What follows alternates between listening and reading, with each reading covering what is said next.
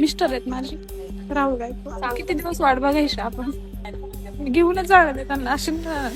माझी बहीण आणि मी माहिती काय सांगायचं, आताच कामाला नवीन लग्न झालंय, 2 महिने झाले, त्या प्रपंच करायचा होता. आता किमान त्यांना बाहेर काढण्यासाठी तरी सरकार लवकर प्रयत्न का करत नाही, यावर नातेवाईकांचा रोष वाढलेला दिसतोय. रडायचं नाही म्हणून हिंमत धरावं लागते. रडायचं आज आमचा जीव 4 दिवस झाला आत अडकलाय. काही शासनाला घेऊन देणं पडलेलं नाही. एकही पुढारी आमदार खासदार येऊन आम्हाला आमचं दुःख हलकं करण्याचा प्रयत्न करत नाही. व्हीआयपी गाड्या येतात, व्हीआयपी गाड्या जातात वरती, आमच्या पण कुठलीही गोष्ट सांगत नाही, काही नाही, जातात व्हीआयपी गाडी म्हणून व्हीआयपी गाडी म्हणून जातात. बाकी एवढं बाकी शासन काही करत नाही. ना आमदाराचं ना खासदार, मुख्यमंत्र्यांनी फक्त टीव्हीवर स्टेटमेंट दिलं ते आम्ही बघतो, युट्यूबला स्टेटमेंट दिलंय. आम्ही सर्व तरी प्रयत्न चालू आहेत, पण आमच्या वडिलांचं काय आम्हाला काही खपत येत नाही. शासन हे सर्वस्वी शासन जबाबदार आहे. त्याच्या घरात 2 लहान मुलं होती, तर कुणाच्या घरात मुलं लग्नाला आली होती. असे 1 ना 2 8 जीव या कचऱ्याखाली निश्चित पडलेले आहेत. ते जिवंत आहेत का याबद्दल कुणीही ठामपणे सांगत नाही. शेवटचं त्यांनी मला फोन नव्हता केला त्या दिवशी.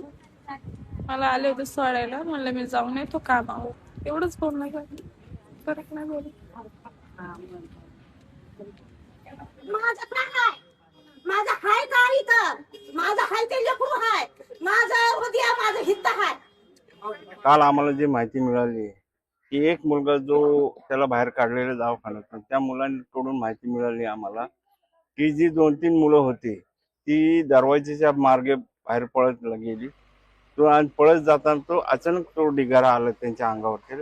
तर आमचा अंदाज असा आहे की त्या ढिगाऱ्याखाली मुलं आहे, पण तिथं अजूनपर्यंत काम चालू नव्हतं केलं. आज तिथं काम चालू केलेलं आहे. तर तिथला तिथं तो स्पॉट जर मोकळा केला, जर खाली असली दबलेली असली तर मुलं निघतील तिथून. सरकारकडे एवढी मोठी यंत्रणा असून सुद्धा या ऑपरेशनला, या रेस्क्यू ऑपरेशनला इतका वेळ का लागतोय, हे एवढं जिकरीचं काम का आहे, याविषयी आम्ही पिंपरी चिंचवडच्या कमिशनर यांच्याशी बातचीत केली. NDRF ही भारतातली सर्वात ट्रेंड रेस्क्यू ऑपरेशनची संस्था आहे आणि त्यांच्या प्रोटोकॉलप्रमाणे ते अत्यंत व्यवस्थित आर्मी आणि त्यांच्या कोऑर्डिनेशनने, आमचे फायर ब्रिगेडच्या कोऑर्डिनेशनने काम चालू आहे. आता सुद्धा आपल्याला जे काम बंदिस्त आहे, NDRFची 20 जवान आतमध्ये काम करतात. त्यामुळे JCB पोकलेन बंद ठेवावं लागले, कारण त्याच्या हादऱ्याने परत जर कचरा कोसळला तर आपले हे 20 लोकांचा जीव आपल्याला तो धोक्यात येईल. म्हणून ऑपरेशन हे अत्यंत काटेकोरपणे त्यांच्या नियमाप्रमाणे चालू आहे. आता जिथे ते 8 लोक पॅन्ट्रीच्या खाली जिथे आहेत तिथे ही जागा त्यांना सापडलेली आहे, तर कचरा बाजूला केलेला आहे.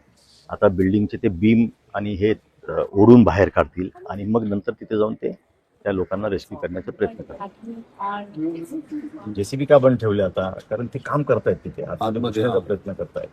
वरनं कचऱ्याचा बरं ढीग आला तर कसं करणार, म्हणून ते थांबवले. सायकल आहे रात्री 3 वाजता बंद केली, सकाळी 4 वाजता 7 वाजता चालू केली, रात्री 3 वाजता बंद केली. 4 तास का बंद ठेवलं काम? काम चालू आहे. 4 तास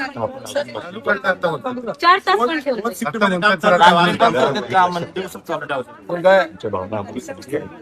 तुमचं पण नातेवाईक असं आम्ही तुमच्यासारखाच विचार केला असता. NDRF ही भारतातील सर्वात ट्रेंड संस्था आहे. NDRF त्यांच्या प्रोटोकॉल प्रमाणे काम करते आहे, त्याच्यात आपण काही करू शकतो. पण आम्ही सर त्या साईडनं बघा म्हणत होतो, त्या साईडने पण बघायचं, पण ते NDRFच्या लोकांच्या इकडे काम चालू असताना तिकडे जर केला, डोंगर खाली आला तर कसं करणार, कोण जबाबदारी घेणार त्याची?